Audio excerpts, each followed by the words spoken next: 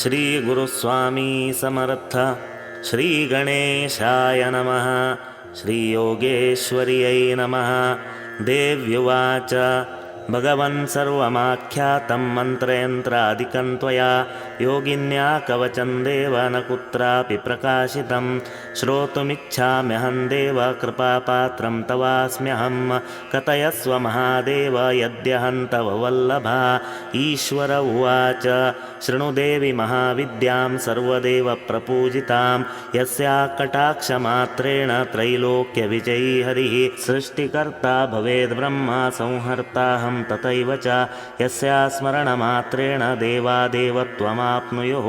रहस्यं शृणु वक्ष्यामि योगेशा प्राणवल्लभै त्रैलोक्यविजयं नाम कवचं मन्त्रविग्रहम् अस्य श्रीयोगेश्वरी कवचस्य महादेवर्षिः अनुष्टुप् छन्दः श्रीयोगेश्वरी देवता ऐं बीजं ह्रीं शक्तिः श्रीं कीलकं मम योगेश्वरी प्रसादसिद्ध्यर्थं जपे विनियोगः अथ न्यासः श्रीमहादेवर्षये नमः शिरसि अनुष्टुप् छन्दसे नमः मुखे श्रीयोगेश्वरी देवतायै नमः हृदये ऐं बीजाय नमः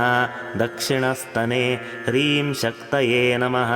वामस्तने श्रीं कीलकाय नमः नाभौ ऐं अङ्गुष्ठाभ्यां नमः ह्रीं तर्जनीभ्यां नमः श्रीं मध्यमाभ्यां नमः ऐं अनामिकाभ्यां नमः ह्रीं कनिष्ठिकाभ्यां नमः श्रीं करतलकरपृष्ठाभ्यां नमः ऐं हृदयाय नमः ह्रीं शिरसे स्वाहा श्रीं शिखायै वषट् गं कवचाय हुं ह्रीं नेत्रत्रयाय वौ षट् श्रीं हस्त्राय फट् भूर्भुवस्वरोम् इति दिग्बन्धः अत ध्यानम् खड्गपात्रञ्च मुसलं लाङ्गलं बिभर्ति सा आख्याता रक्तचामुण्डा देवी योगेश्वरी तथा इति ध्यात्वा पञ्चोपचारैः सम्पूज्य कवचं पठेत् शिरो मे शाङ्करी पातु मूर्ध्नि नारायणी तथा गम्बीजा भालदेशे तु ह्रीं बीजं दशनेत्रके श्रीं बीजं वामनेत्रे च दक्षश्रोत्रे परास्मृता वामश्रोत्रे नारसिंही नासमूलञ्च खड्गिनी नासिकां मानिनी पातु मुखं मे वतु चाम्बिका कपोलौ भूतसंहारी चुबुकं भ्रामरी तथा कण्ठं मे चण्डिका पातु हृदयं विन्ध्यवासिनी उदरे गिरिजा पातु नाभिं मे वतु भोगिनी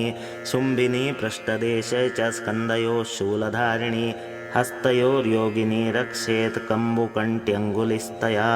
कट्याञ्च सुन्दरी रक्षेत् गुह्यं गुह्येश्वरी तथा कुञ्जिका पातु मेढ्रं मे पायुदेशं च शाम्भवी भद्रकाली पातु चोर्वो जान्वोर्मेवतु कालिका जङ्घे पातु महाभीमा गुल्फयोर्वतु शूलिनी पादयो श्रीधरी रक्षेत् सर्वाङ्गे योगिनीवतु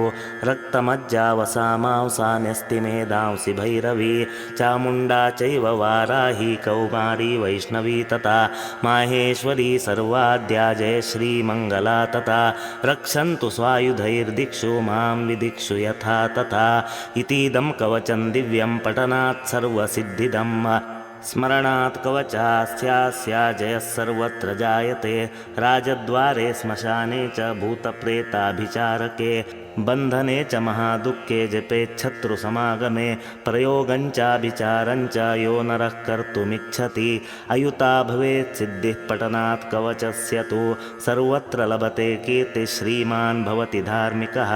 भूर्जपत्रे लिखित्वा तु कवचं यस्तु धारयेत् मन्त्रसिद्धिमवाप्नोति योगेश्वर्या प्रसादतः पुत्रवान् धनवान् श्रीमान् नानाविद्यानिधिर्भवेत्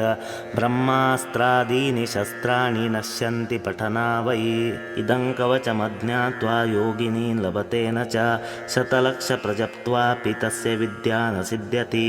इति श्रीरुद्रयामले बहरूपाष्टकप्रस्तावे ईश्वरपार्वतीसंवादे योगेश्वरी कवचं सम्पूर्णम्। अथ मूलमन्त्रः। ॐ ह्रीं नमो भगवति रक्तचामुण्डे योगेश्वरी योगिनीं ह्रीं स्वाहा इति मन्त्रः। रक्तचामुण्डायै विद्महे भूतसंहारिण्यै च धीमहि तन्नो योगेश्वरी प्रचोदयात्। गुह्यातिगुह्यगोप्त्री त्वं गृहाणास्मत्कृतं जपं सिद्धिर्भवतु मे देवी त्वत्प्रसादात् त्वयि स्थितिः लं हं यं रं वम्।